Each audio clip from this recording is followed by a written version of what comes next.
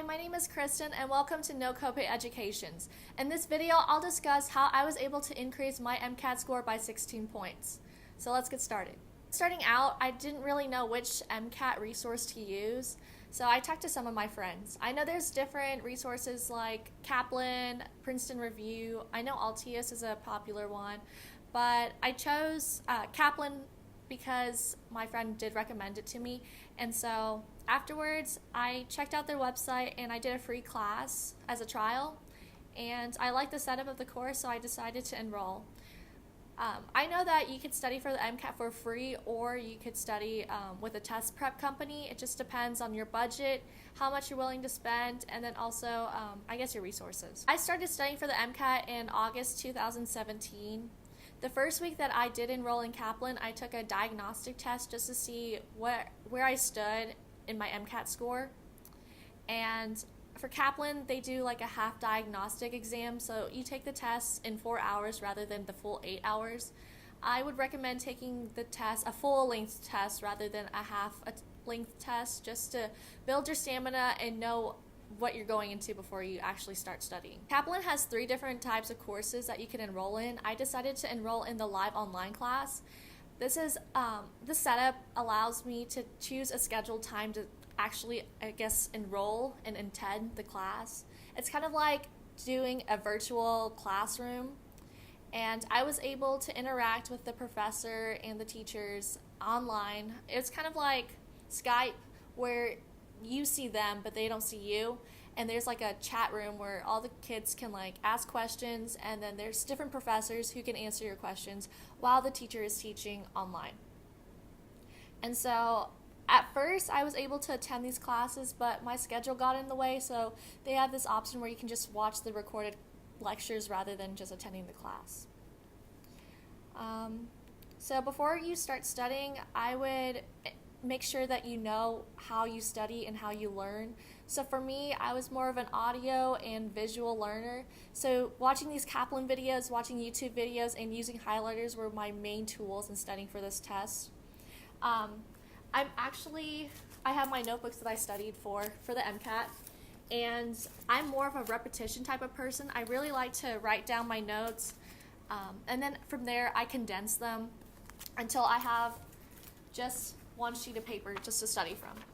So I actually used three composition books total to study for the MCAT. And before my test, I would review all of these cheat sheets that I made for myself. So this one that I'm looking at, it's like a physics formula sheet, because on the MCAT they don't give you a formula sheet like they do in undergraduate physics. So I actually wrote down all of the formulas that I needed for the MCAT on here. For any facts that I wasn't really strong in, I would write it down on these cheat sheets also and then review it.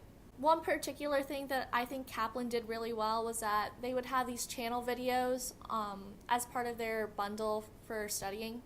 And so with these channel videos, they're very topic specific. I remember there's a 1-hour video on just the, I guess, the nephron flow, or how to solve certain physics problems.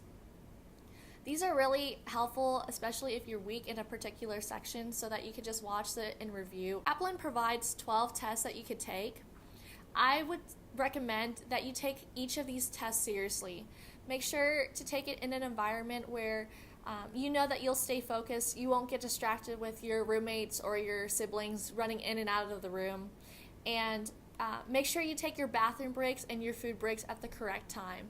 You want to stimulate the testing environment as many times as you can to build that 8-hour endurance, because if you feel like you could just pause a test and then take a break, you're obviously not going to be motivated during the real test, and because you'll feel like you could take a break at that point, but you really can't.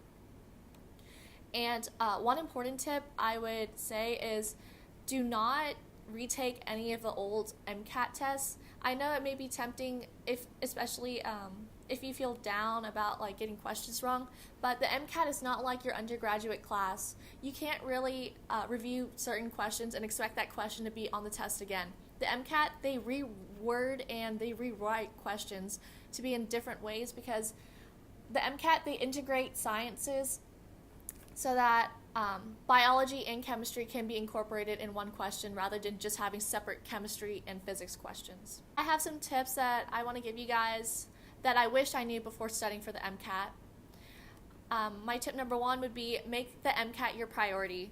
I had trouble during when I was studying for the test because I thought I could balance my social life, my extracurriculars, my schoolwork, and research all at once. But really, it was very difficult for me to find time to study for the MCAT. I had to study throughout the day. Usually when I study, I like to study in blocks, but it was really difficult for me to find a time to study for the MCAT. My tip number two is to not be sad about your test scores. So obviously when you take a diagnostic test, it might not be the score that you want, but you can increase it from there. So the MCAT, you'll have your ups and downs while studying for this test. Just make sure to remember that the test doesn't define you. Have some friends that you know that will cheer you up, and do things that you enjoy while you're studying for this test.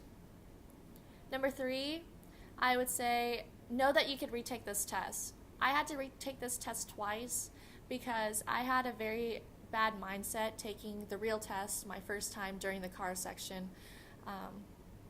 I would say that you could retake the test for multiple reasons. Either you're not happy with that test score, either you want to push yourself to score a higher score, or like you were like me, where you bombed the section because you weren't in the right mindset. And so that's my last tip. Number four is to have that mindset is everything. So I'll go into the story about my first retake, or my first test. So when I first took the MCAT, I was doing well in Chem Phys, but once it gets to cars, that's actually my weakest section, and I remember halfway through the car section, I got really sad and depressed, I guess because I thought I wasn't doing that well, but it really affected me, and my score proved it.